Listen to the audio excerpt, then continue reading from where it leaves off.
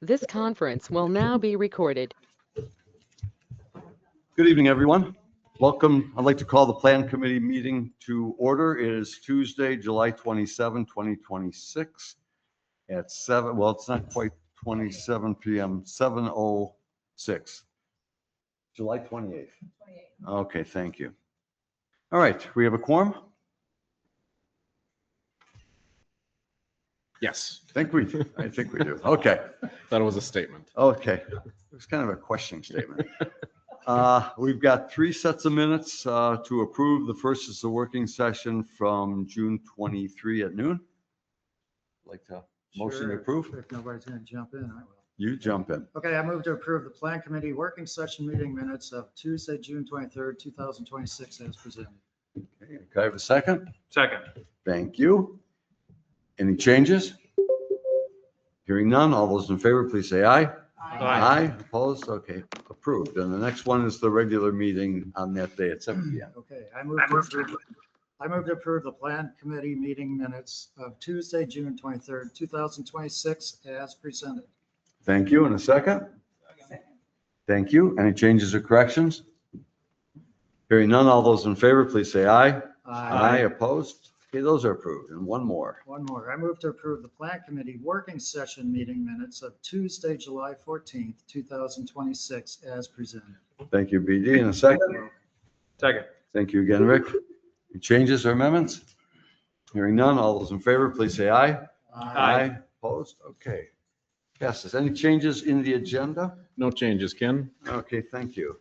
And any visitors' comments, either people here or online? Of course, you're welcome to speak when your topic comes up, but any general comments? Okay.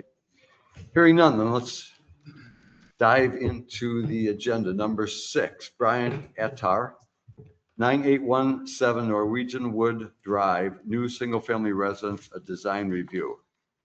Brent. Okay, another new single-family home on Norwegian Wood. Got the application before you. Complies with our 28-foot over-the-counter building heights. We're good there. All other dimensional standards are met in full. We have our design checklist filled out. They do have detailed material samples. When the time comes, I can pass those along. Another natural stone, so that's a heavy one as we pass that along. Be careful with your fingers. With that, if any questions, be happy to speak to that. And we do have a couple representatives from Portside here to either present or answer any questions should you have them. With that, I don't think I have any additional to add at this time, Ken. Okay, let's start on the far end to my right. Blair, do you have questions? I do not. Thank you. Andrew? Okay. Okay. BD? I'm good. Rick? No issues. No issues. Monique? No issues. No issues. Well, I couldn't bring up an issue then.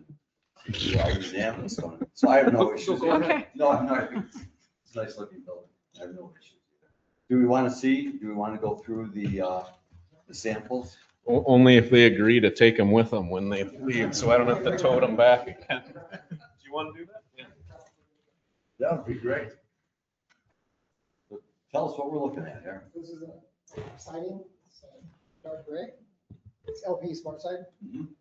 And this is the trim board color, the Okay. windows. Is that black? This is like, yeah, black. Okay.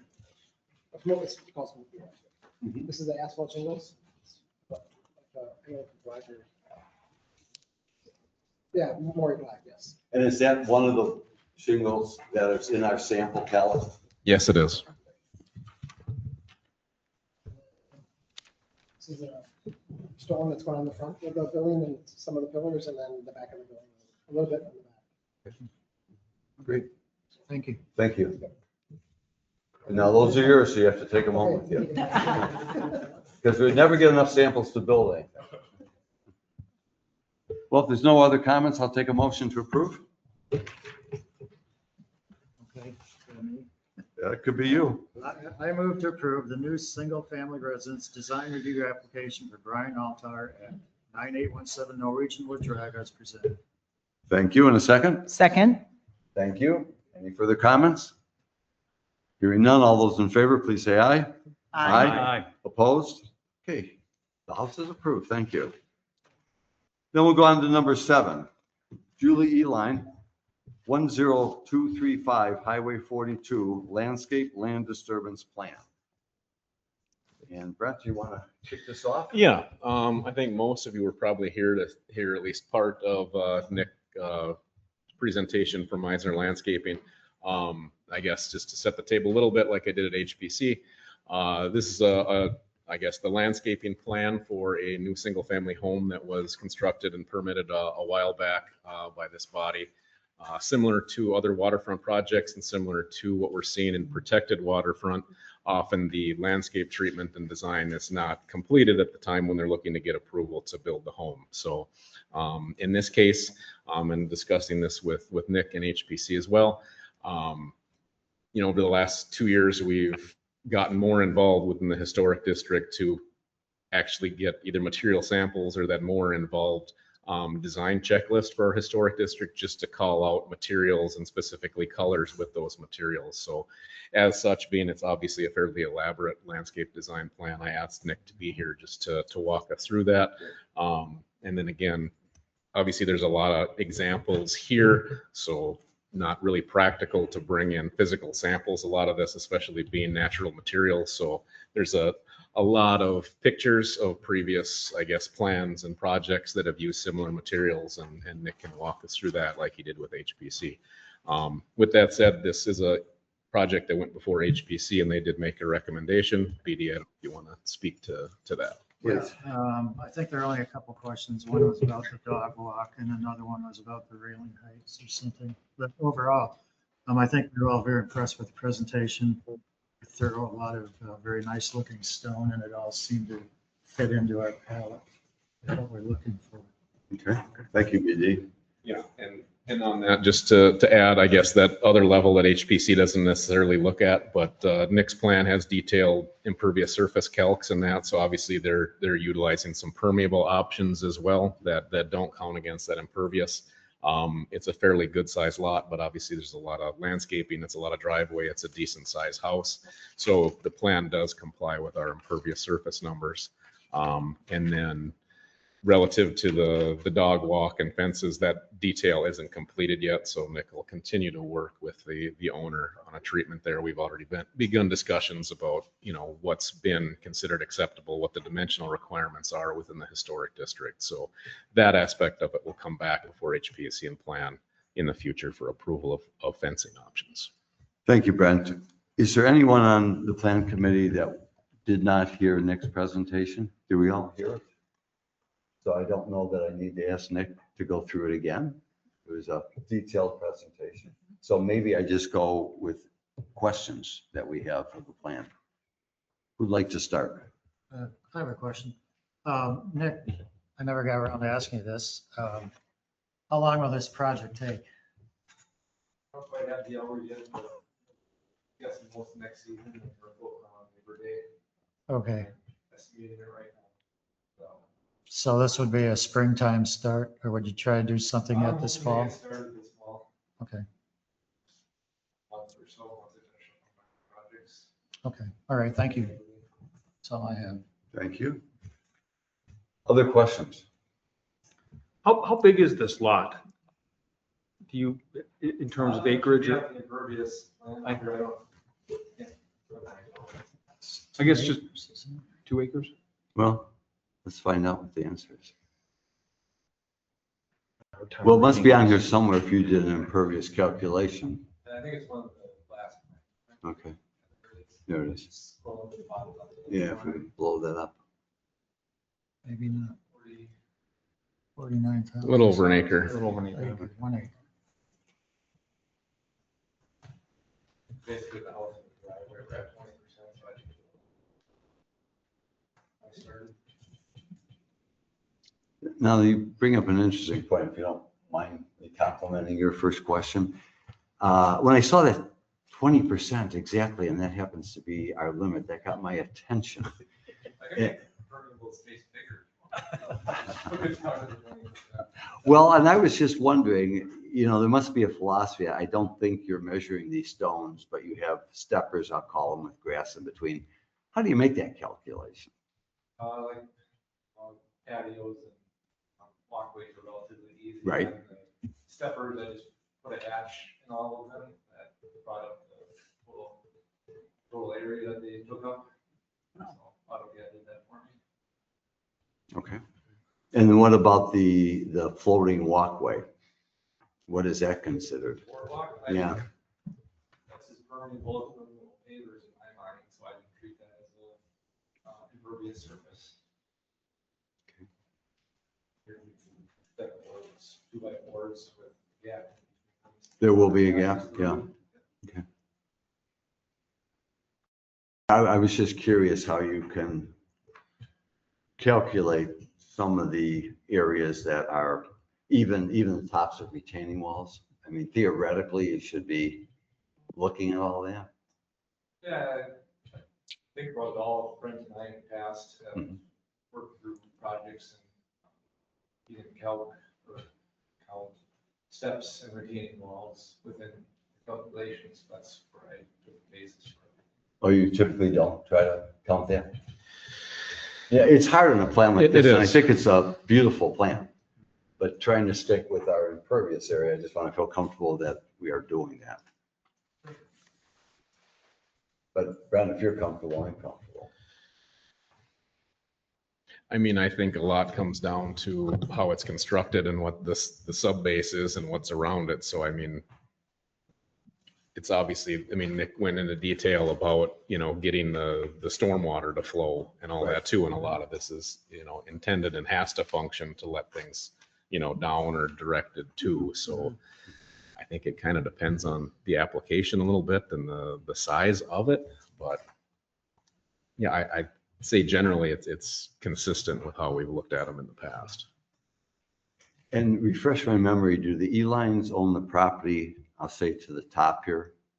I don't see it in there, they do. Yeah. Because it sounded like, I always want to be careful that we're not creating drainage problems or drainage issues as we revise the contours with the properties next door. Right. We should be along the north property line at that dry creek bed, which kind of functions as a reservoir or rain garden. Layer of 3/4 inch clear underneath there. Don't know what I expect, like a foot and a half. When we top that with the beach cobble, they look like a natural stream bed. So the water from the driveway comes down, hits the turf stone, a little to the north, goes into that creek bed, and then a little down via gravity. And if enough water builds up, then there's a catch basin at the bottom. It'll pipe it underneath the lawn down into the low line area on the other side of the lawn. But for the bulk of your storms, that's going to catch all your water and probably just hold it in that creek bed, let it permeate down. Same thing for water on the north side of the building, everything generally slope down towards that creek bed on the line. Rick, I kind of interrupted your question there, if you'd like to. No, I was, Please. yeah, I mean, I think the drainage question is kind of a good question. But in general, I like your presentation at HPC, the detail, and I think that overall it's a beautiful plan. So I would support it. Other questions? Andy? Could you repeat the resolution? I know this was raised at HPC about the fence and the dog run height, and is that chain link? They'll come back with They a were going to design come on back. that. That was the Yep. resolution. Yep. Okay, I wasn't clear on that. Thank you.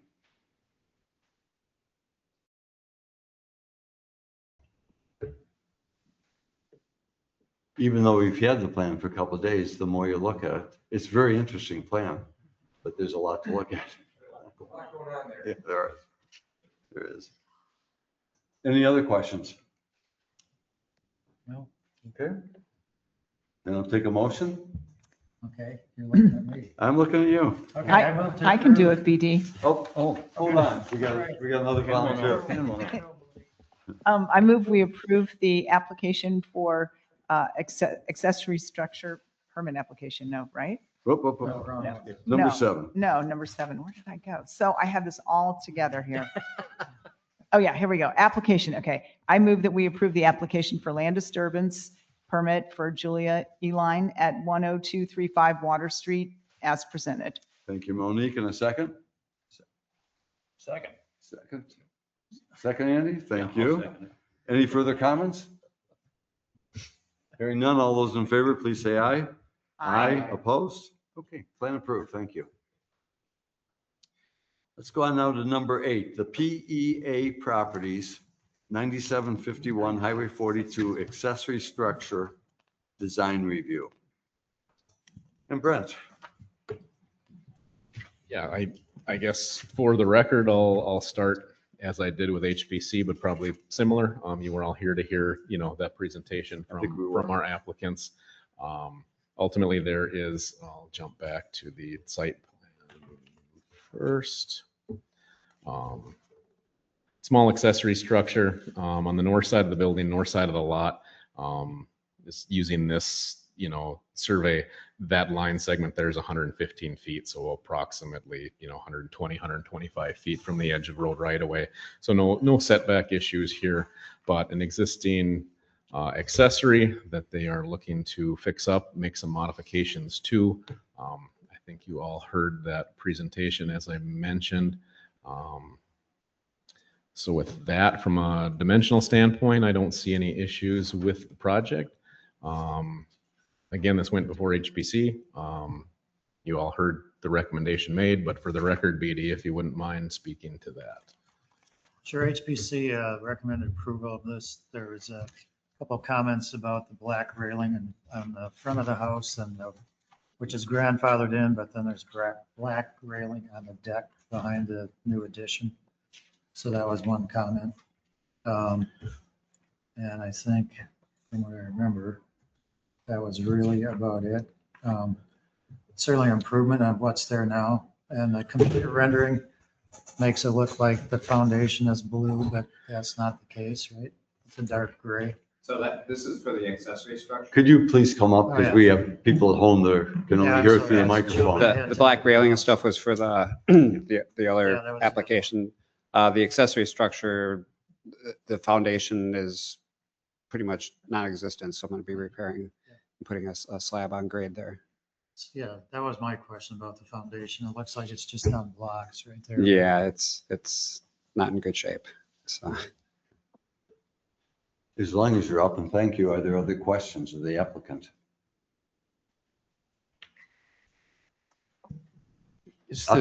Go ahead. Is the chimney visible in that photograph? So I have a evaporator up there for my maple syrup. Is that what you're talking about for the chimney? Just curious, I see you're not going to replace it, but I wasn't sure I saw it to begin with, so. Yeah, I mean, I'll have my evaporator there, which has a small, like, stainless steel stack, but it's not going to be sticking up or anything. Are you referencing there was a comment in the body? On the house, there is a chimney, but when you get to that one, we can talk about that.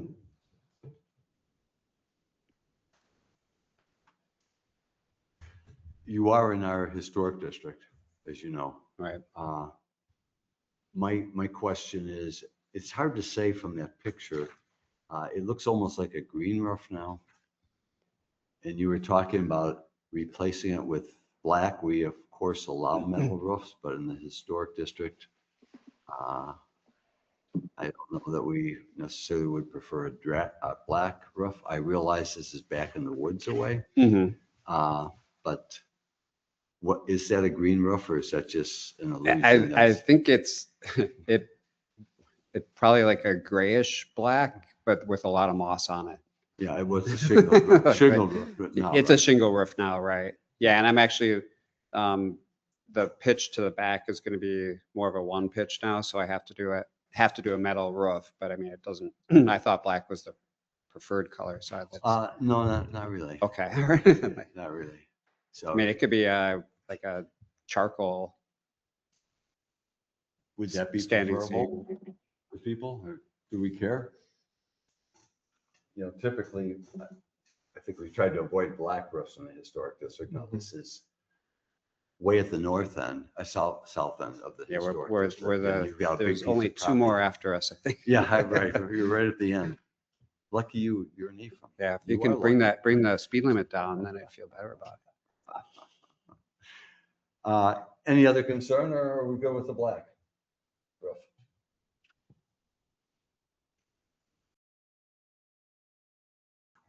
Review again, you said it's going to be stained cedar. But yeah, yes. Is that, when you say stained, what color, just Oh, finished? sealed? probably like cedar, like look, just not really changing the color of the cedar much, just like a cedar tone. So Yeah, we blend like into the natural woods. cedar. Yeah, blend into the woods up there. Mhm. So No, that's The good. black railings on the back deck, that wouldn't be visible from the road, correct? no.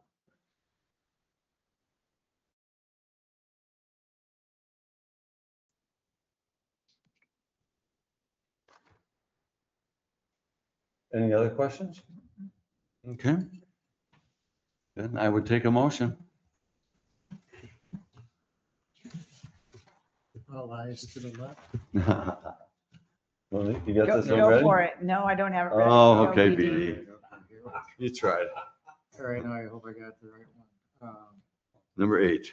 I move to approve the accessory structure design review application for PEA properties at 9751 Highway 42 as presented. Thank you. And a second? Second? Thank you. Any further comments? Hearing none, all those in favor, please say aye. Aye. Opposed? Okay. 8 is approved, and let's go on to 9. PEA Properties, 9751 Highway 42 Addition Design Review. And Brent, you want to kick Yep. this off? I think we all heard this presentation. We did all hear also. this one as well. Mhm. So this is the one where, there was the discussion about what looks blue from a retaining wall standpoint. That's actual gray when you look at the pictures of the existing condition. And yeah, as mentioned during the HPC discussion, when the renderings are probably an easier place to see what it actually looks like in practice, as opposed to the elevation drawings that look a little funky. That's because of just the topography. So basically, it's a second story addition over the existing garage, going back, which is single story on the backside, 2-story on the front. Again, you all heard that presentation. No issues. We're good from a dimensional standpoint relative to setbacks and heights, things like that. So no issues from my end. It is a design review project. As mentioned, there was discussion not only about the retaining wall, but also the use of a black metal railing to match the existing on the front that'll be on the deck on the back side of the house. But with that, nothing additional on my end to add. And BD, again, if you could speak to HPC's recommendation on this one, that'd be great. Yeah, one of the questions came up about the black metal railing on the deck. And that was, so the vote was 4-1 to recommend approval. And the railing right there is what brought out the nay vote. Mhm. Again, the shingles on the house and the remodel are those shingles, and the sugar shack will be the metal? Or the gum? Yeah, the Sugar Shack will be metal roof. This will be shingled. And we can, I think I said black, but we'd probably prefer like a pewter black, like a more of a gray black, landmark pewter color. Is black in that palette? It is, okay. We have a palette, and if you stick with the palette, Oh, okay. all those colors are approved Perfect. automatically. And it'll be like, the addition will be an LP Smart Side white, white side, so. Questions? What is PEA? PEA. So we have a building company, Progressive Environmental Alternatives, so PEA Builders, and then PEA Properties is just sort of our little side business where we buy stuff up and fix it. Just curious. Yeah. Questions? More relevant than mine. Any? No? I'll take a motion then. Monique, are you retired? I'm retired, Okay. at least for this one. All right, here we go. I move to approve the addition design review application for P8 properties at 9751 Highway 42 as presented. And second, please. Second. Rick, thank you. Any further questions or comments? Hearing none, all those in favor, please say aye. Aye. Opposed? Okay, got both your approvals. Thank you. It'd be a nice improvement. Thank you. Yes, sir. Number 10, Cora Elquist at Town Line Road. Property number 121-01-243-127-14B3. New single-family resident concept review. Brent. Yeah. To start, we got a handful of people online here, so I can't see the second side. Is our contractor online with us tonight? I am. Oh, Cora's here. Sorry. Yeah. Yeah, so concept review. I don't know that we have a final height determined yet, but it's going to be over 28 feet below 35. So it is a project that will require special exception. This has been a project that's been in the works for a while, so they always had August earmarked as the date they'd be shooting for that special exception. But just wanted to take an opportunity to get before Plan Committee just to get a knee-jerk reaction. I certainly understand, and we discussed this with the contractor as well. You see, there's not a great deal of detail at all relative to the elevations, but just kind of the boxes and triangles for the overall shape of the building. Relative to site planning, this is off of Town Line Road. You remember, maybe it came as a concept, but Roy was in before for Board of Appeals for an addition to the farmhouse there. That sits on the same parent parcel that now this has been split off of, but that home sits probably a couple 100 feet to the south. And this is set back, so there's an access easement to get there off of Town Line, but the property itself doesn't directly abut to Town Line Drive. So visibility wise, it's not likely to be seen from Town Line, but like I said, from a concept stage, they're just looking to gauge and gather any and all information they could get relative to the coming application for design review and specifically special exception. With that, I'd turn it over to any comments or presentation that our contractor would like to make. Thanks, Brent.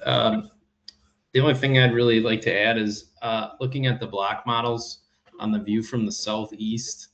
Again, it's pretty rough, but that kind of shows the way that the contours of the property work out. There's almost a little dip, if you will, where that back area is going to be exposed. And that's really where we're getting our height from. Otherwise, on the main entry side, we're going to enter on the main level, and then there'll be a loft area that'll be basically interconnected into the truss and whatnot. It's going to have an attic truss in there with a shed dormer off the one side that's shown on here. Again, the height really comes in to play based on how the contours of the site are laid out, and then having the basement where we can do a walkout. Ideally do a walkout to the southeast side of the property. Are these the natural contours out there, or what you plan on doing? Yeah, so Brent, if you could scroll to or I guess whoever's controlling it, if you could scroll to the contours there, and then there's like a little, I shouldn't even say a little, it's a fairly big U shape right in the center, and then scrolling to that one where we're setting the house. If you go to the next one up, I believe it is, it kind of shows us using that pocket right there. So the house will actually be set, I guess, with respect to the adjacent properties, it's going to appear like a 1.5-story house because of the I don't remember exactly what it is offhand, so just trying to do some quick math here. I think we had about 8 or 9 feet from the low point to the high point going to the west, just within their property. Brent, with the contours out here, would you be doing some sort of averaging on the 4 sides if these are natural contours? Yeah, For the so height? that's, all of our elevation maximums are built from pre-construction grade. So that's something I'll be working with Brent on, his final details and all that are evolving as how we match finished grade with pre-construction grade. And it sounds like they're trying to work with the topography they have, but we'll work on that. And again, it's, But I would say kind of unique other than, bluff property or waterfront property to have actual contours, and usually it's pretty flat lots we're dealing with, but, so if you scroll down to the some of the floor plans, it actually shows, I mean, it's very rough, but the idea is one up. Right there, there's the circles are depicting a proposed retaining wall. And then the walkout would be to the right of that. And then we would step up on the right side to get around to the garage to match into the existing contours. So there's gonna be a little bit of stepping grade on the right side, which would be the east side of the building, and then kind of wrapping around up into the garage. Well, with this amount of detail, do we even know what special exception is being requested? height, But but we don't know an exact number. Do But we know? I know it's around 32 feet. And ultimately, we have a little bit of ability to play with the roof pitch, which is why I guess we're trying to understand the full feedback of what you guys want to So see here. Is that 32 already taking into account an average elevation, or is that the That peak is- height from that southeast corner, from maximum low to maximum high? Right where your mouse is there, maximum low to max high. Okay, so that's 32. Rick, you have a question? Yeah, I was just wondering, looking at it from the northeast view, the taller of the two gable ends from grade, do you have some idea how tall that will be to the gable, the pitch from grade?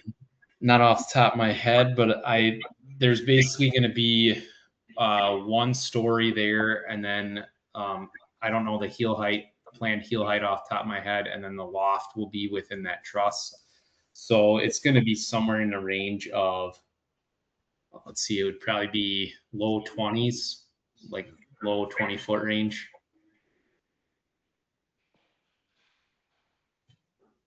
Basically, if we were only reviewing that side as the governing factor, it would be below the 28 feet requirement on that face.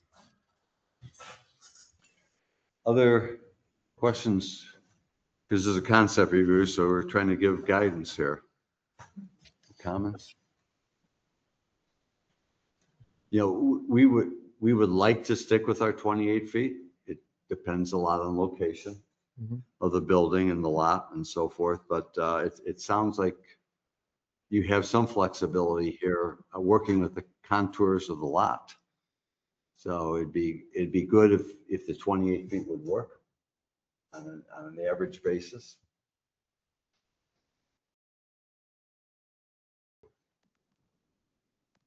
Is that northeast view, what looks like close to us, would that be the highest roof line there? Or is it It's the the highest, it's the highest roof line overall, but that's not the tallest face. The tallest face is the view from the southeast. So like basically, Roy has a field that would be southeast of Cora and Ben's parcel. And the idea is that that face of the building is going to basically overlook that field.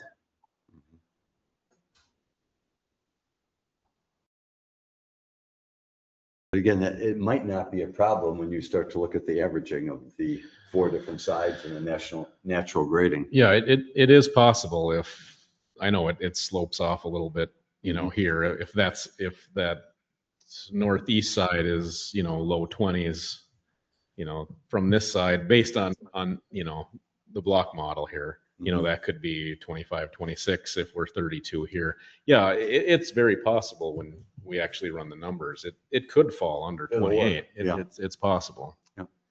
Yeah, I guess that maybe that's something that Brent, the two of us can work on in the next couple of days, week here. Cause I'll be honest, that particular detail, how that gets analyzed, I'm not super familiar with. So, but we can definitely get that. We can do what we can on those other sides to, work within the averaging and make stuff like that possible if necessary. Other feedback you'd like to provide?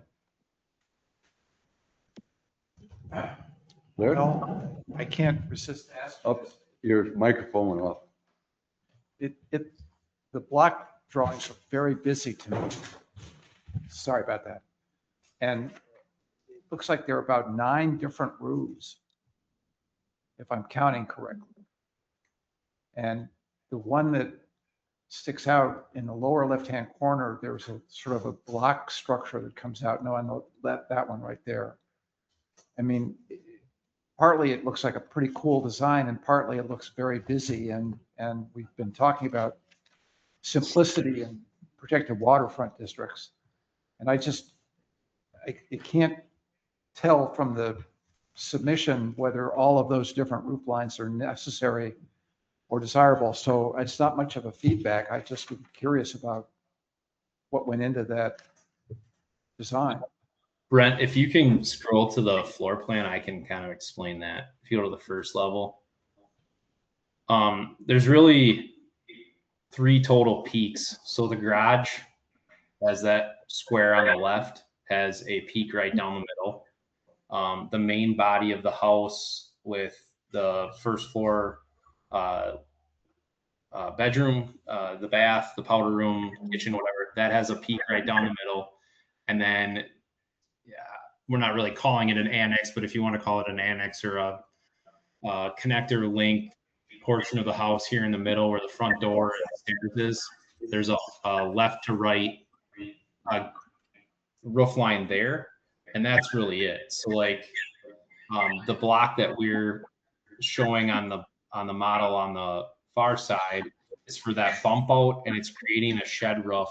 And the reason for that is upstairs, there's a bathroom and a walk-in closet that serves the bedroom suite upstairs. So it basically is it's a simple shed roof coming off of that gable just to create a little bit more height, considering we're using an attic truss through that section.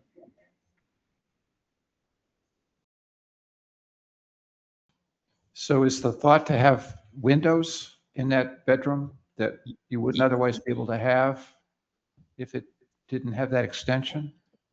That shed roof is for the bathroom and the walk-in closet. So we have to hash out all the exact window placements. That's why I didn't put anything on here to that level of detail, because we don't have I guess I didn't want to put anything up here that was not approved by the owners. But yes, there'll be windows to make it look appropriate and nice throughout.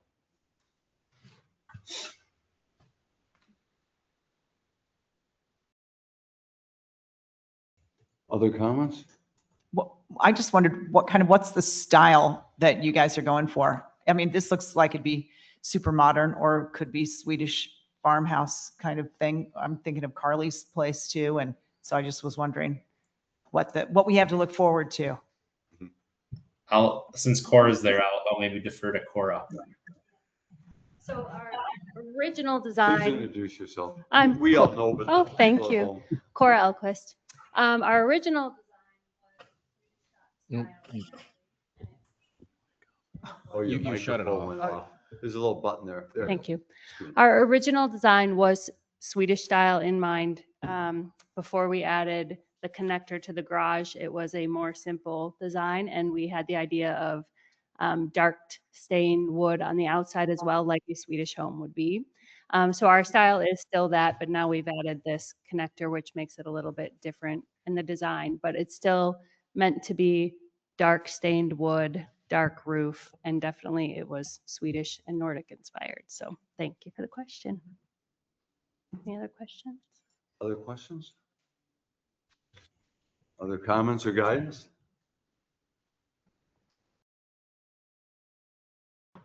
And any other questions you have of us as far, we appreciate you coming here with the concept review to get some input before you get started. Have we helped you? I believe so. Yeah, I appreciate that. Good. Okay, thank you. Let's go on to number 11 then. Number 11 is John Vander Vaart, 10329 Highway 42, an addition to concept review. Okay, I think John is online with us, so similar, I'll briefly set the stage and then let him present. As the agenda reads, this is a concept review. This is a project that, due to setbacks, will require a variance in order to pull this off. Ultimately, a quick street view image, but we're talking about this building kind of on the south side of the property where probably the easiest, well, the visual should tell you where we are, but the lodge property up on the north end of Ephraim. Applicant has some renderings to show what they're looking for, and similar to, I guess, other concept reviews. And as I said, this will require a variance, but it still will end up before the plan for design review at some point down the road. And just general first reactions and thoughts, ideas before the village, anything the plan committee is thinking relative to the overall scope and design of the project before we move forward to variance hearing before the Board of Appeals. So, John, I don't know if you want to add anything, please. Yeah, of course. Good evening. Yeah, so basically what we'd be looking to do is take that existing structure and add a second story to it. So we wouldn't be expanding beyond its footprint. We would be pouring new foundation because the one that's in there right now is no longer adequate. It probably never was. And ultimately producing commercial down below, residential above. Where does the variance come in, Brent? Setbacks. So I think, where was his site plan? He's got some markups on the property. So this, John's got a nice site plan put together, so it indicates where the 75-foot front setback line is. We do comply with a side yard, but when you lay that 75-foot front setback, which is measured from the edge of road right of way, a little bit more than bisecting the building itself. So obviously, with any existing grandfathered non-conforming, they have the ability to, use and maintain the existing condition, but any new work to a non-conforming has to, comply with current setbacks. So that's the reason for the variance, is the new work doesn't meet that front setback. How much, just out of curiosity, since we're, not historic district or up in North Ephraim, what amount of work would be allowed on that building without getting a variance? Could it be replaced in kind? It would have to be done more from a repair replace standpoint, which isn't quite as daunting as a board for board replacement, but if it were to go away, it couldn't be reconstructed in its location. So I've always tried to apply a little bit of reasonableness to that, replacing a section of a wall at a time. But once it would go away, then you basically lose that non-conforming. So, and obviously to expand. Correct. Correct. The only way physical expansion, and this also is a unique situation For them, I'm not sure if we have that indicated on here, but being it's commercial in use, we have building separations in place. So, as it is, the short answer without looking into, what is the setback between buildings is the backside of the building setback wise is conforming. So potentially there is room relative to just front and side setbacks to go back, not up, but back. But again, we'd still have to comply with, I think it's, a 25-foot building separation. Right.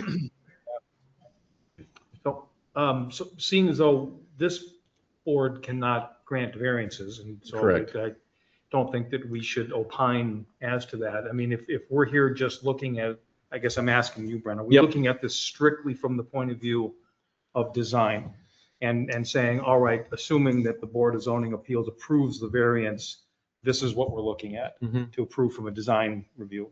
Are we, I mean, is there any? Concept. Right, but it's going to come back to us for, and so I guess at this point, because it's a concept review only, and we shouldn't be, in my opinion, shouldn't be discussing the point of a variance, should we just say, all right, in the event that the variance is granted, that this, we would be okay with this just strictly from a design? Or are we also talking about the possibility of height, conditional use, any issue like that? I mean, is there any indication that that would be part of the discussion? No, I think from a use standpoint, all the uses they're proposing are conforming, over the counter. They're permitted, I guess I can say it that way. No, so I really think it would just be a design review application at that point. So again, being that, Board of Appeals, while they look at the intent and spirit of the ordinance relative to the ordinance in question trying to be varied, it's still application based. So I do think there's some merit to having a brief discussion relative to design in case there really were some strong concerns relative to that design aspect that might change their application to Board of Appeals that then, if granted, would make it a conforming project and is just here for design review. So I don't know if that helps, Rick, but still just design relative to this meeting in concept form. Should we scroll back again and take a look at the proposed building?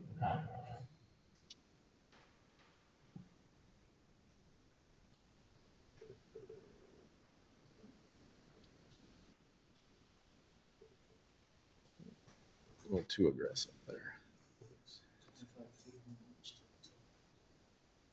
Yeah. There's 7 inches it might be. Stylistically, it's kind of reminiscent of the old schoolhouses you see around the county. Yeah, we take elements of downtown Ephraim and just tie them into the Central North area. That was the concept and design.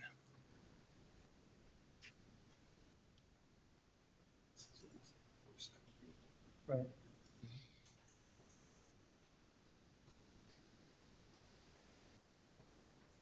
Comments design wise to give them direction. Yeah. Okay. Mhm. Sorry. I just think the design looks okay. The colors are fine. I think it would add to the, certainly be an improvement over what's there Mhm. if it comes through Board of Review.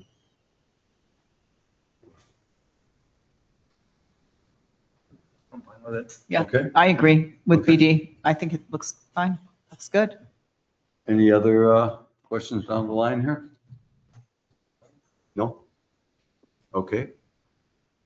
I appreciate the presentation. I hope we've given you some direction here for your next step. Just kind of a general question I have of you. Yeah. Is the intention then to do something to the other building? I think there's actually 3 buildings on the property, right?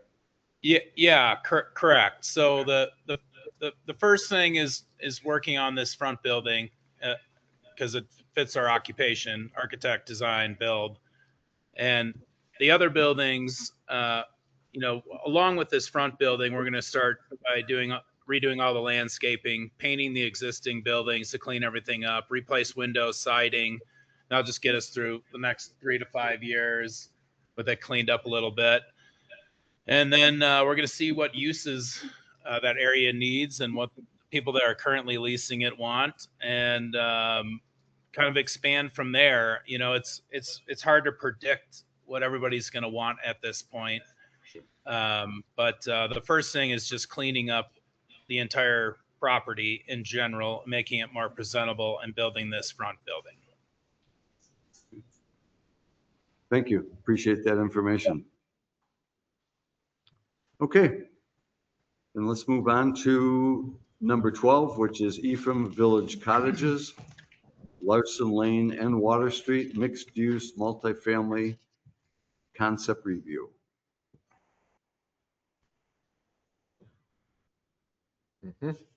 Ask Brent for an introduction here.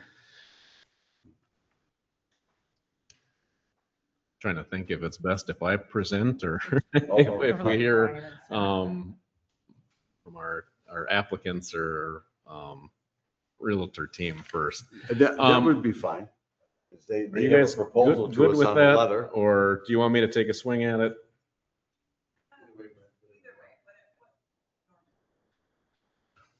Well, if it was easy, I'd take it.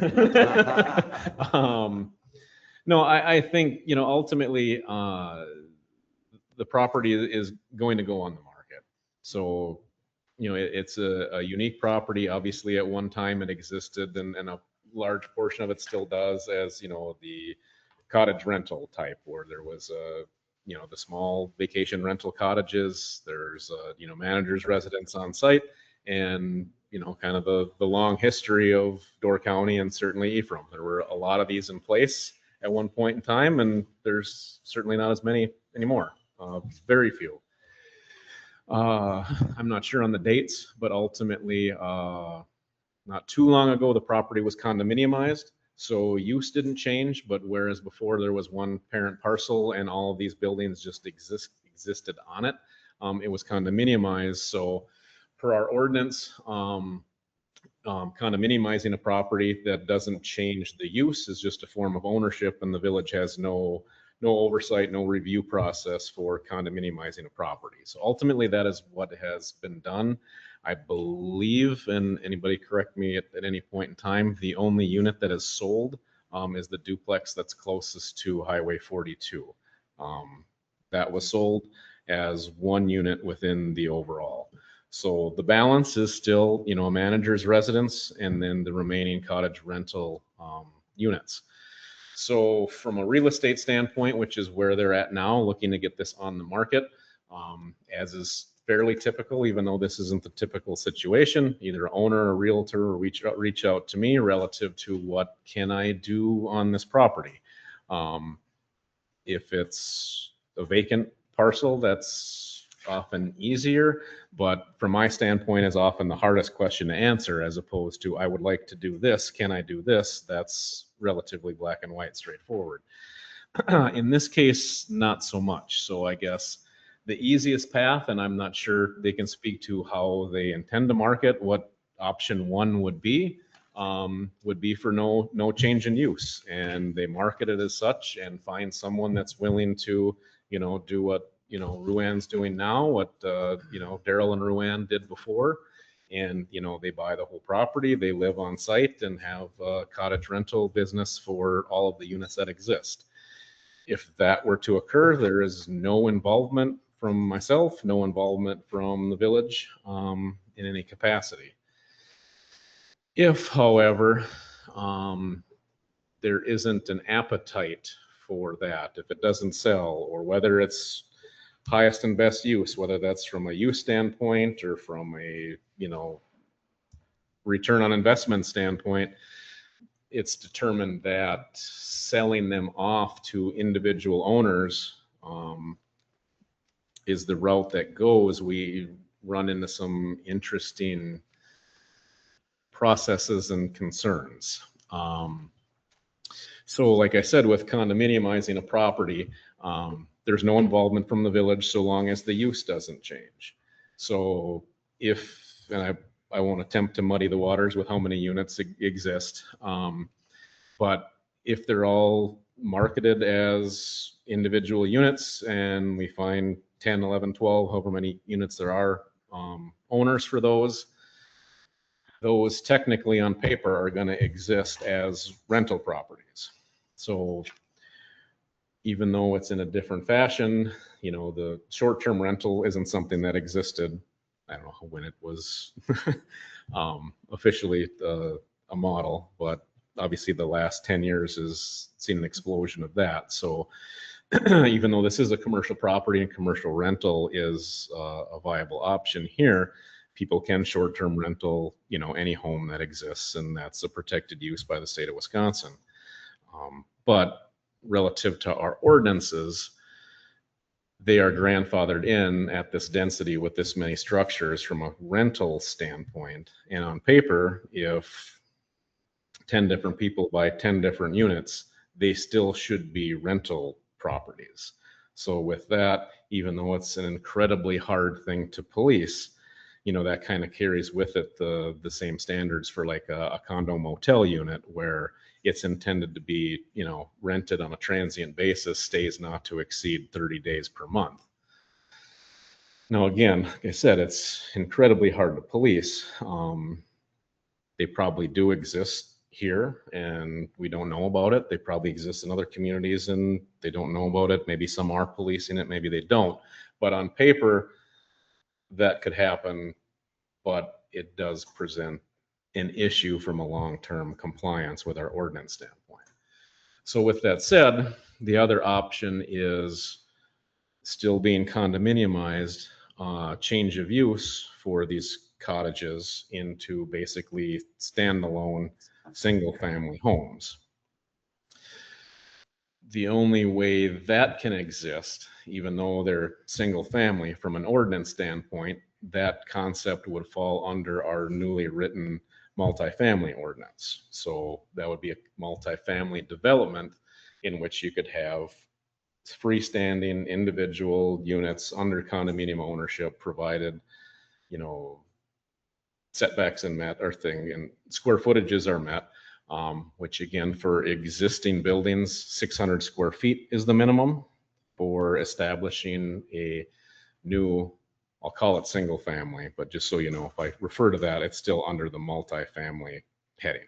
But individual unit wise, it's a single family home, minimum requirement of 600 square feet. So that is likely to present an issue with, is it one or two of the buildings presently that are just one. So there's one there, it's a duplex and is too small to meet that 600. So if that's a route they choose, basically they'd have to remove the dividing wall in between, make a duplex a single unit to comply with our 600. The other units all meet that. So there we're good. The rub on that change of use to multifamily, which is a conditional use, is the density calculation. So when we wrote that ordinance, the density for a multifamily development is 4 units per acre.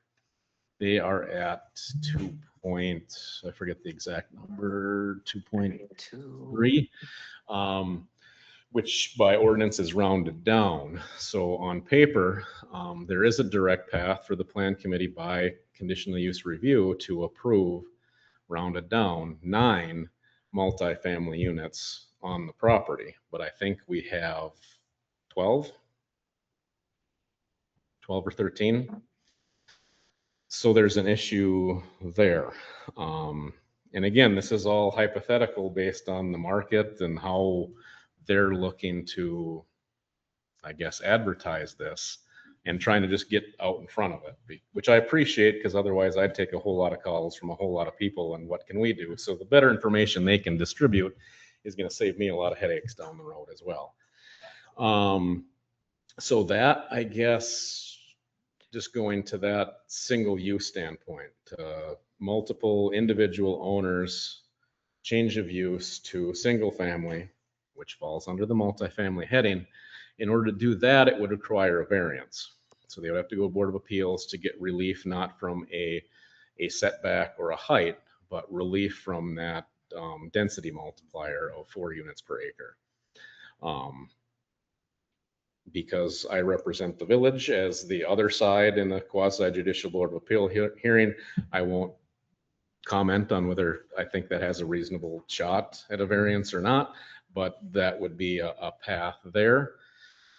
And potentially the other vehicle, and maybe they've come up with more since I met with Brian and Sarah, would be a hybrid, whereas, potentially to avoid Board of Appeals, could they do a change of use by conditional use to change the use of half a dozen of them or so, less than 9, to multifamily, and then potentially sell the manager's residence with a couple of units under basically the same use that exists now. I don't know how that went, but I know I'm not going to do any better if I keep talking, so I'm going to stop for now. Sarah, you want to come up and add to that? Brian?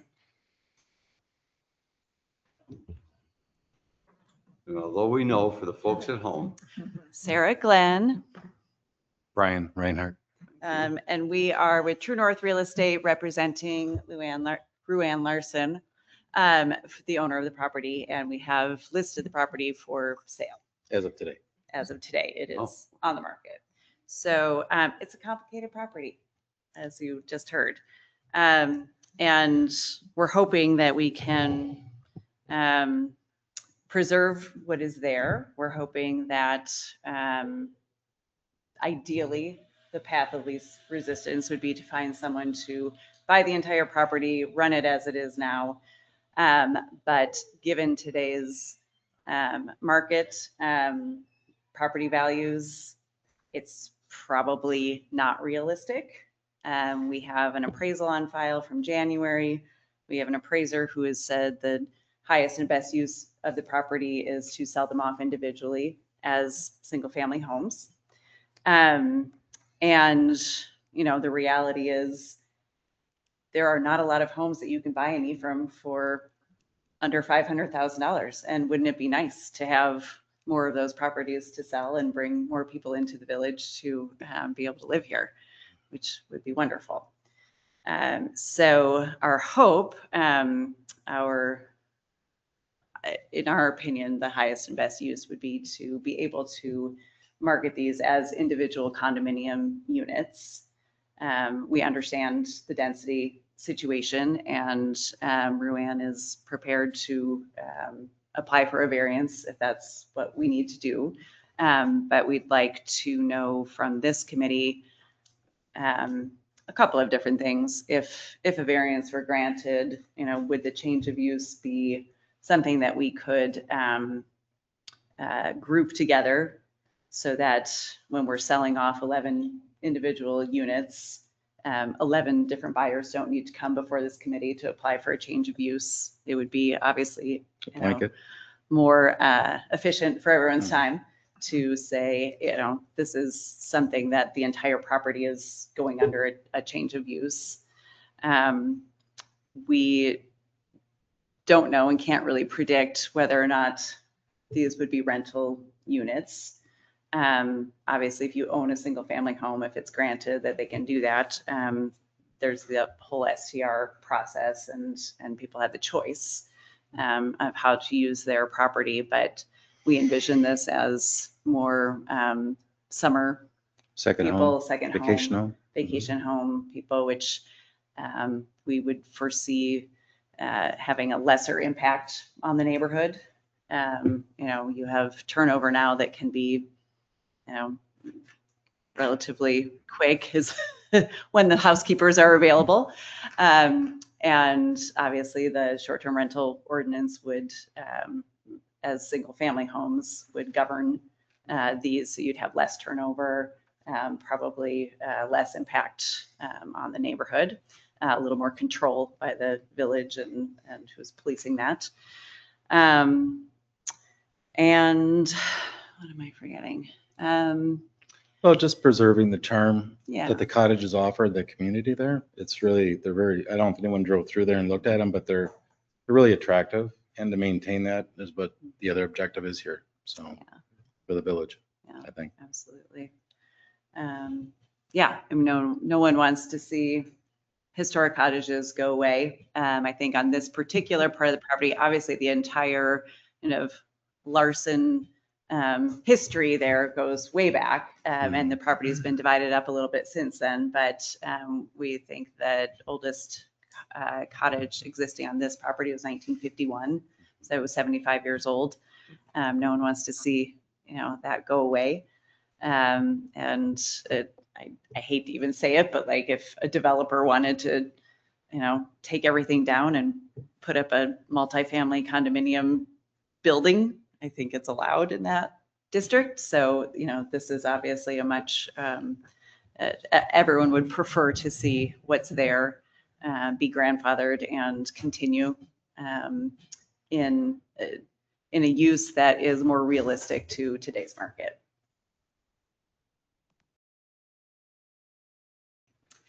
Questions? Questions, yeah. I have a question. So is the difference in this property and Shorewood Village, is it that Shorewood Village is there? I mean, they're all individually owned, but there's only one that's residential and the rest are commercial? Yeah. Okay. Shorewood Village, again, not knowing the acreage, if they were to change of use all to residential, if they could meet the 4 units per acre, then great. But if it was too high, which it very likely could be, they would be up against the same issue. Okay. So given what Sarah and Brian just said, if the highest and best use and marketability wise is to seek the variance to go, get relief from the density to change of use to multifamily, albeit all single family units. Basically, then they'd go Board of Appeals. If Board of Appeals grants variance, basically that turns a nonconformity relative to that density standard and makes it conforming. So now they meet the new specific to them density requirement. That would still then come back to the to the Plan Committee for conditional use review and approval of the multifamily use. So that's the Plan Committee's role. If that's the route they choose and are granted a variance, it would come back for the Plan Committee to make a determination on a conditional use. Are all the cottages seasonal or are there year-round cottages? There are, well, the residence for sure is year-round. Right.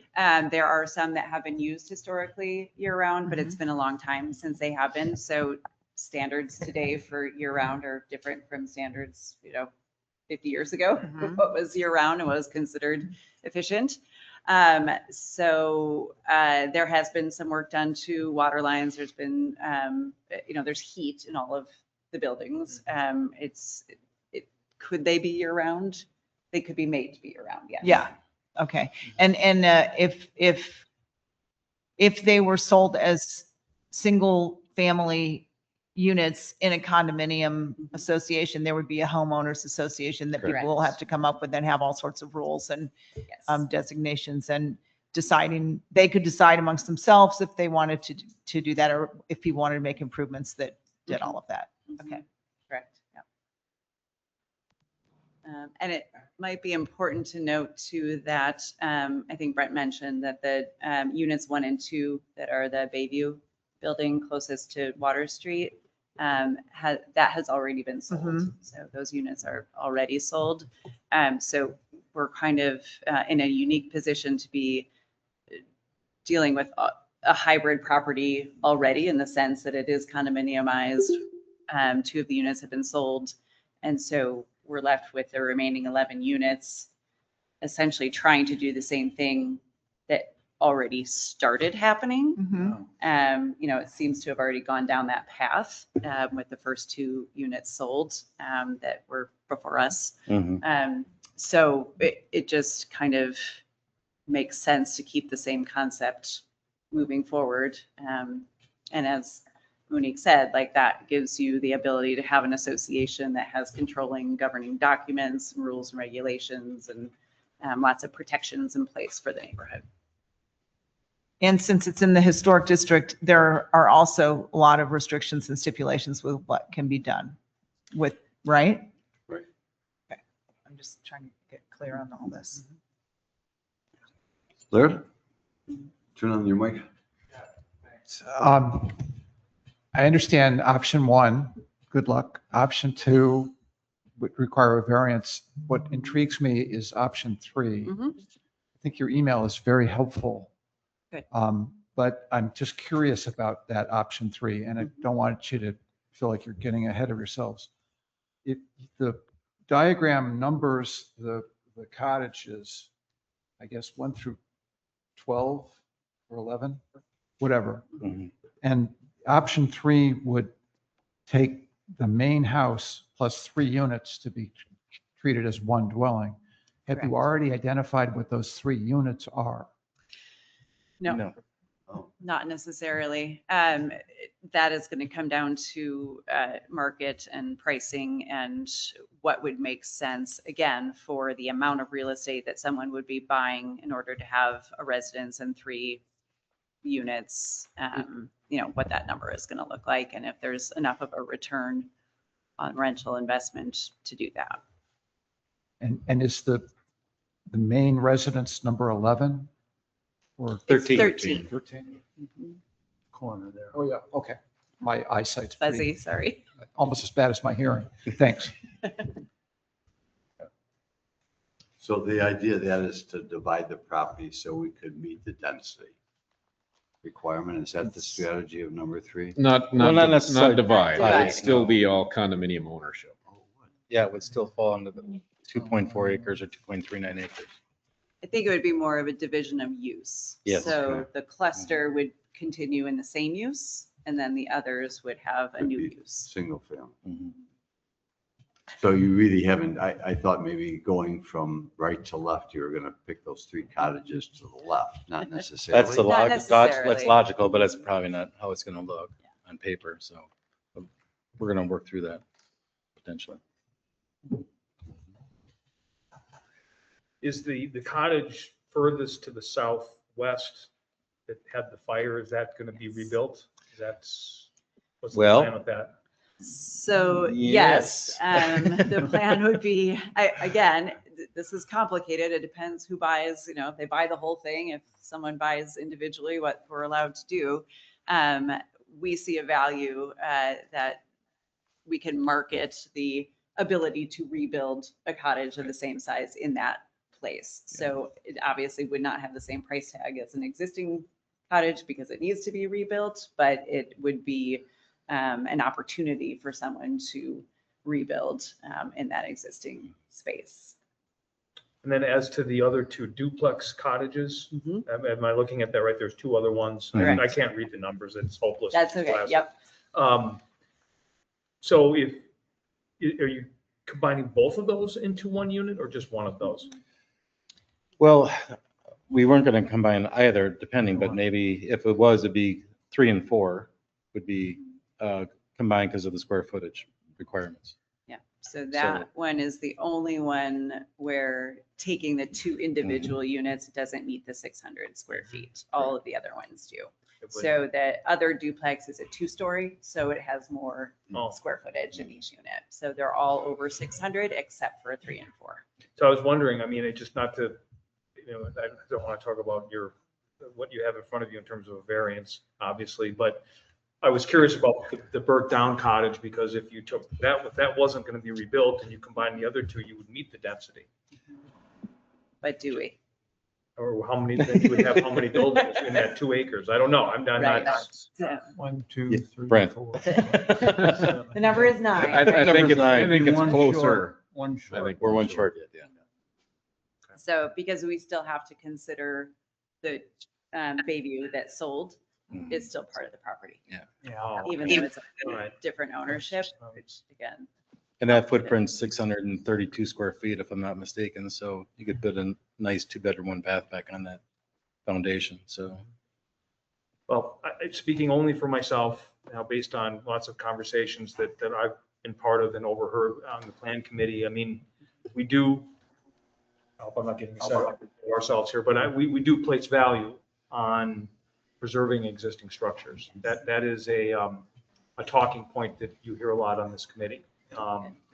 And while I don't think that nothing can bound at this point, but I think that I've heard that enough to where you can take that information, I think safely, Thank you. speaking only for myself. Great. And certainly because in the historic district also. Right. That is. And another thing, regardless of use, because the setbacks are the same, but on top of the shape, the density, the existing cottages, all that. Just looking at from a road standpoint, you got Larson Lane, Hidden Spring, and is it Birch? Birch. It's 3 road setbacks. So you add a front setback for each one of those road accesses, and then 25-foot commercial building separation in between.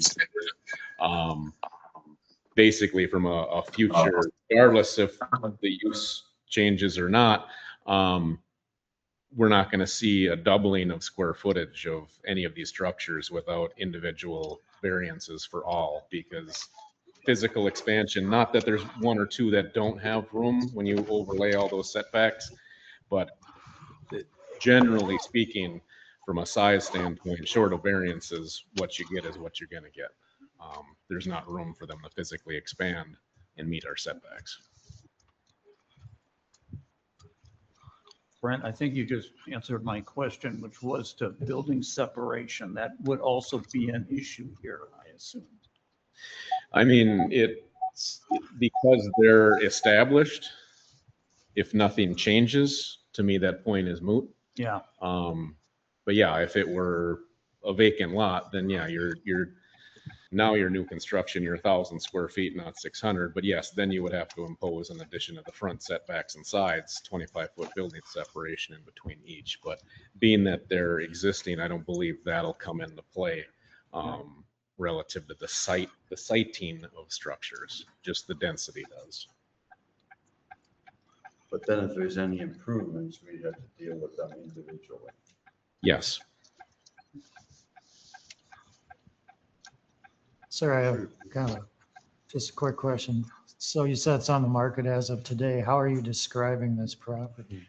Currently, we're describing it, it's for sale as one property.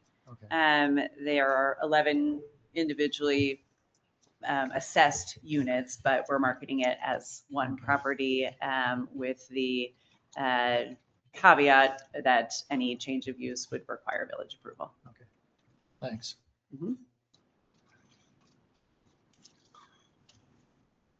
I went to another question, and I think you just answered it, that your 3 options are somewhat presented as your prioritization as well. You're going to start with one property. However, you did say in passing, at least, that from a financial point of view, it would actually be more attractive to sell these individually.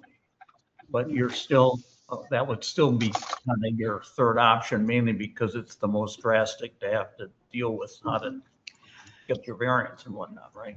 So I think since we sent the email in for your consideration, we have kind of maybe flip-flopped option 2 and 3 in the sense that it really could be worth it to apply for the variance. And, because of what it would be preserving, and it would be in the spirit of the village's ordinance, that we think, that's something that would be worth trying to do. Yeah, okay. How would the process work? Just curious. If someone was interested in that, then you would say to that potential buyer, now the current owner is going to approach the Board of Appeals. Is that how the process would work? It will probably be concurrent. I think we would, unless someone were to show up with an exciting offer right away for the entire property. Someone could just come and buy the whole property without any questions and just continue the use, as Brent mentioned, that just move forward with it. That's possible. And we have had kind of dueling contingencies. We've had, offers to purchase contingent upon a change of use by the Village of Ephraim within 60 days. And then we've had, I'm sure Board of Appeals, but certainly conditional use is contingent upon, this closing actually occurring by a certain date. So as I said, kind of dueling contingencies. That's your business. Yeah. How to coordinate that all. Sorry, bring it to you, yeah. Yeah. Multiple chickens and eggs. at the Yeah, same That's it. time. That's exactly it. Do we have more questions? And then I'll ask you is, are there other things that we could assist with in this? Or give you our opinion at least at this point? I think the only other thing is there's a few screen porches and anything that could be enclosed to increase that square footage is a possibility, but that's not critical to the point. Well, this isn't. And they're the protected same roof waterfront lines, yet. but yeah. It is not protected waterfront. Yeah, it's not protected waterfront, exactly right. But that's not really that relevant right now. So, but you asked, so that was the only thing that was on my mind, but. I think another question would be if we were to get permission to sell these individually, would this committee, I don't know if it'd be Board of Appeals or this committee, require the one duplex to be combined into one unit because each side is less than 600 square feet? Or is that something that also could be grandfathered, if you will? Work of no changes. That would have, in knee-jerk reaction to that is that would have to be included with your variance application. So it'd be a variance of, the density of 4 units per acre and an additional variance for the 600 square foot minimum. But it's just those two that don't meet the It's 600. just correct. That's correct. Out of curious, how big are they? For something. 430? I think we have it in our book. Does that say 864 for the whole thing? 432. 432.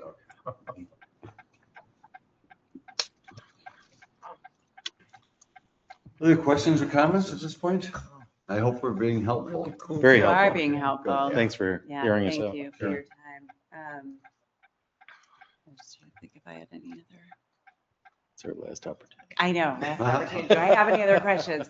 So I guess the other maybe final question, in your opinion, does the clustering of, so let's go back to that option B, if we are not successful with the variance and we have to cluster some of the properties together under the existing use, does the combination of buildings matter?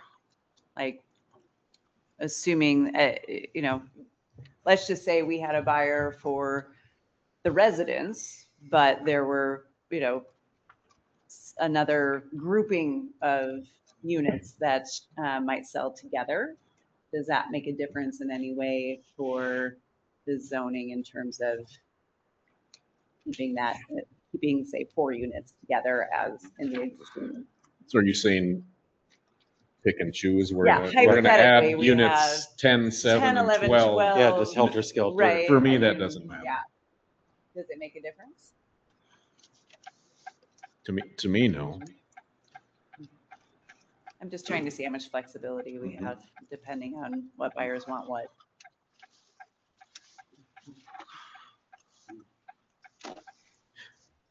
Metronome. It is.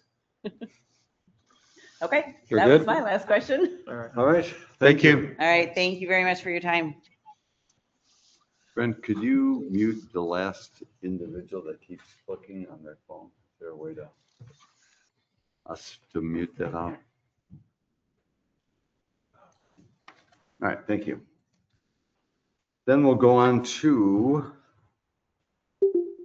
number 13, Doug Evans, 9807 Brookside Lane, additions, concept review. Another item that went before HPC for a concept review. As you know from that meeting, Doug is online. I apologize to Doug for bearing him on this agenda, but it was highly unlikely that he was going to be able to join us. So I tried to take into account who would be physically present and keep them at the top, but I appreciate you staying with us. So again, similar, this went before HPC, so I think you heard the bulk of that discussion. HPC's conversation was purely relative to the design concepts presented. Again, that was deliberated. They did make a recommendation on that. Before I launch, maybe BD, do you want to speak to the design discussion, and then I'll go back into the plan committee's role in this. Yeah, I think we all decided, it was certainly an improvement over what's there. However, a couple of us felt that the proposed look would look better in white than the dark wood. And I believe we had something about the roof line. I can't remember exactly. But I know I made the comment, keep it looking like Ephraim, so stay away from the dark wood and try to go white as much as possible. But we all realize that roofs are a big issue for all three structures, even though we're only dealing with this one because this is the only one that meets setbacks, right, at the present time. Correct. That's about it. We did recommend approval. Thank you, Of the BD. one. Or just the one, right? Correct. Okay.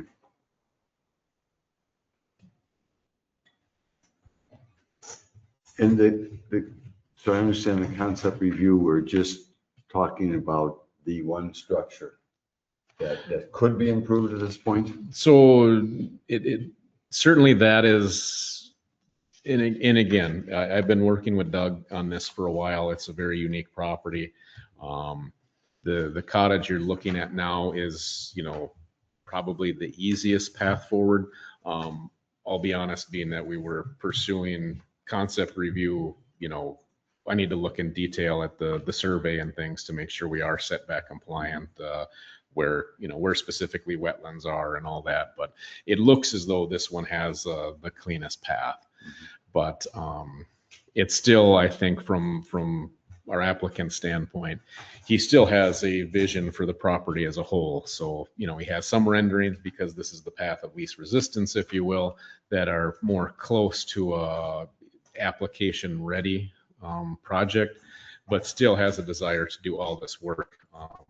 I'm not sure what narrative I included of Doug's over our, months of correspondence here, but as he presented at HPC, the roofs are in great need of repair. So at the same time as looking to make improvements for Cottage One, there is a strong desire and need to make roof repair to the other two cottages as well. So being that he has a desire to make improvements to all, he doesn't want to invest in a new roof on the other two cottages while he waits to see if the other alternatives have legs as well. So just looking to make advantage of the concept review, albeit non-binding, just to get initial feedback from plan committee to see if it's what feedback he can take and if it's worth investing more time, energy, and money into, design drawings for not only Cottage One, but 2 and 3. So yes, Cottage One is the more immediate need and probably the earliest application, but the other two are very much on the near horizon as well.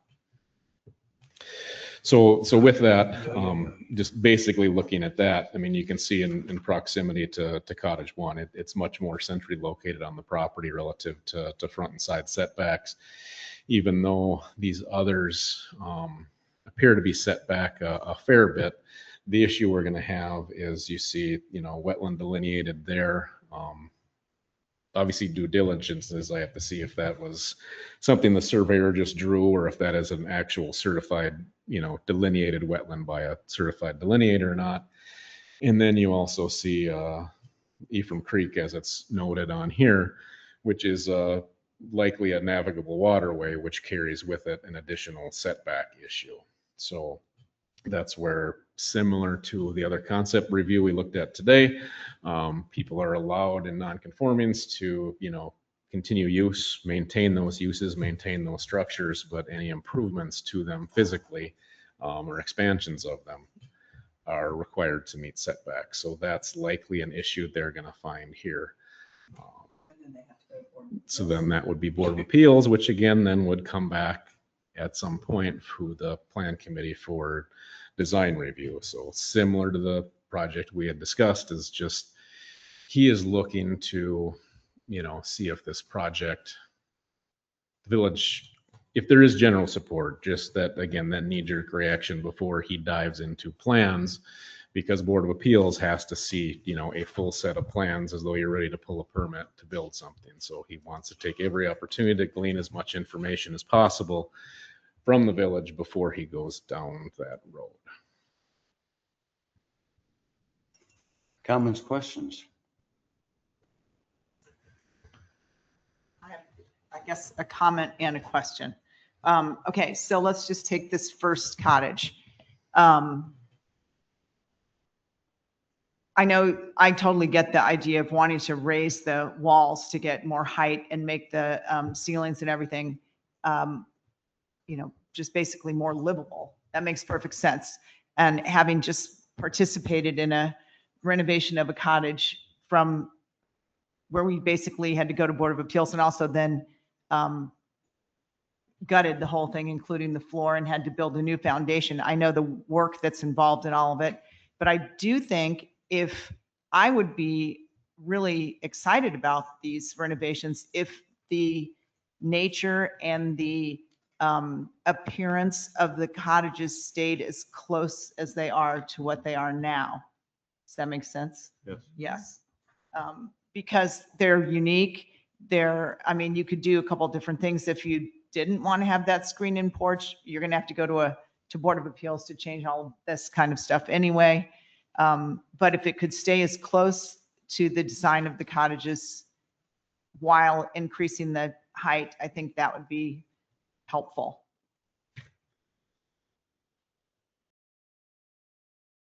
Other comment? I think that was a point that Cody made. I think as far as, and this is kind of superficial, but just some of the design elements, it has a modern look to me, a modern mountain look, if you will. Yeah, modern mountain. And Yeah. if they could match, even using, the roof, the grades and so forth, to get that, the loft, everything, which would be fine, but just to change the look. Yeah, and I could even understand a metal roof just but you could still keep it in the same vein as the traditional cottage. Other comments and trying to give a little more direction to the owner?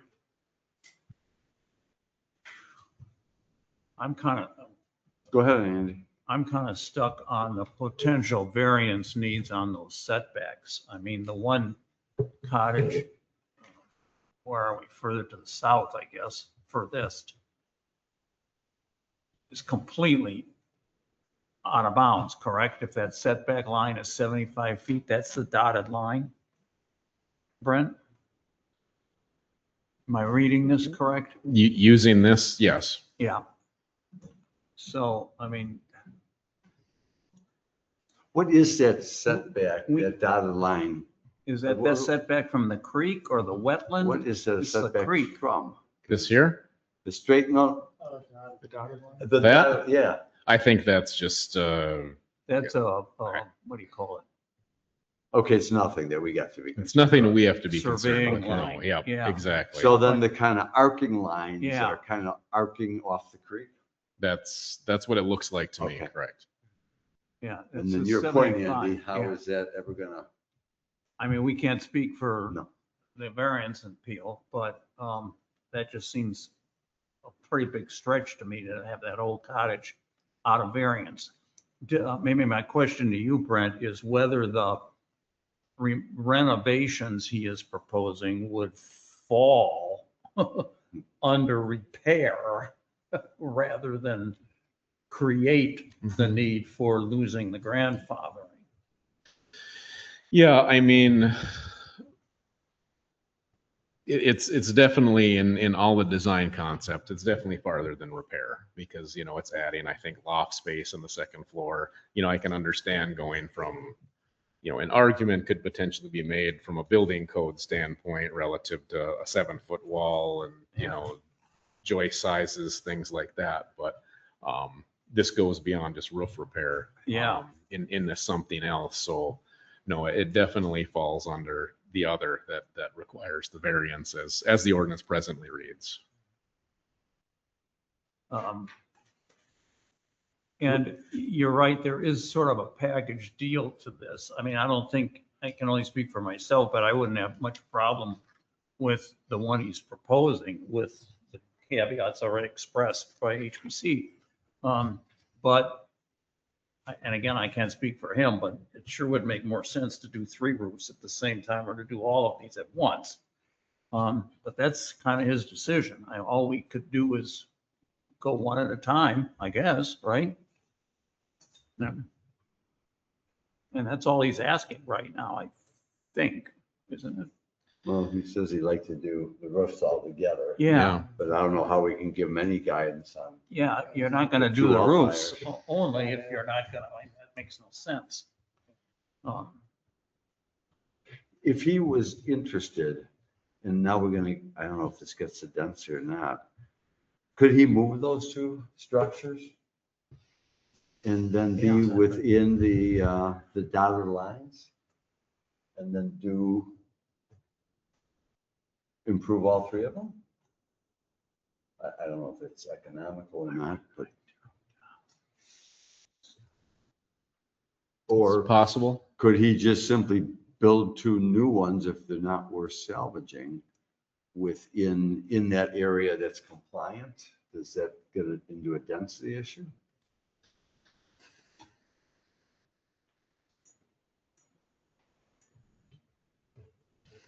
Also possible. Or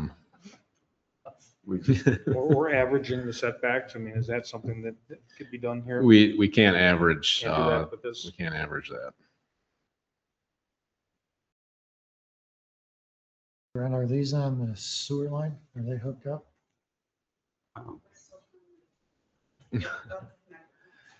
That's part of the wastewater project that's underway is making all those determinations. Oh, so we're not even sure if they're. Okay. We won't dive into that any deeper. Good metal. But did Andy and I drove down there? I don't know, did anybody go in there? Well, I Somebody, walked yeah, down there, somebody and else. there were people renting. I didn't come. Really? Well, not those. Oh, okay. I was gonna say. No, I mean, I got the sign, the right address. I go, I don't know what's back there. Oh, Yeah, yeah. well, I you didn't- don't know what's back there. I No, can assure you that, I yeah. didn't want to go too far because I didn't know. who Yeah, it was an interesting little grassy trail that takes you back there. Yep. When I was a kid, I turned around. You know this area, huh? No, I spent the Hagman, I was back there so much as a kid catching fish in that creek. When I fished back there. In the spring. In the spring, suckers and the trout. Oh, yeah. Yeah. Oh, yeah. Yeah, it's an interesting piece of property. Mm-hmm. I wonder how long it's been since it's been used though. It looked like a while. The buildings had any people on them, but. So are we back to the discussion of, are we Yeah. limiting ourselves to just stylistically and let the rest of it play out? Yes, I think as a concept review, it seems like, we will want to tweak the design or suggest to him that he makes it more, look at the Mm-hmm. Ephraim Historic District ordinance and take a key off that. Mm-hmm. But we could certainly process that, whatever building number that one is, that's compliant. And then the other, I don't know if a movement, to try to help them, if moving the cottages would alleviate the problems. He's probably going to be building new foundations over them anyway. It looked like he left, so Is he gone? he was with us before.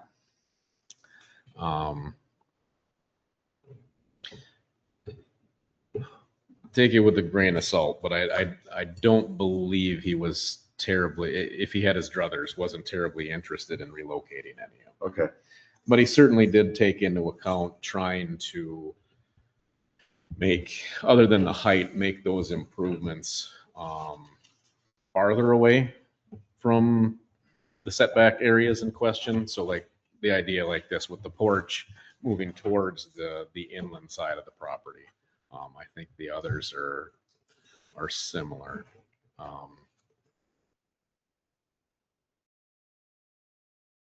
So I think like that is all expansion that's moving closer towards the front, meadowy area. All right. This one I guess they do have porches on them now. Mhm.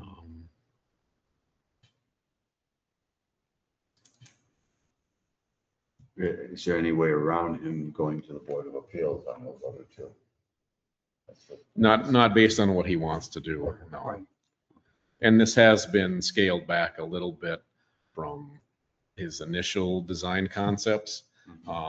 Initially, they still had the second floor, still had a loft upstairs, but was more like kind of, I would say like a Carolina or a coastal cottagey looking thing with wraparound porches and even like second floor decks that wrapped around the whole thing. So he has made strides to make it more Ephraimized, but it sounds, at least from the HPC guidance, is there's another layer to go yet potentially.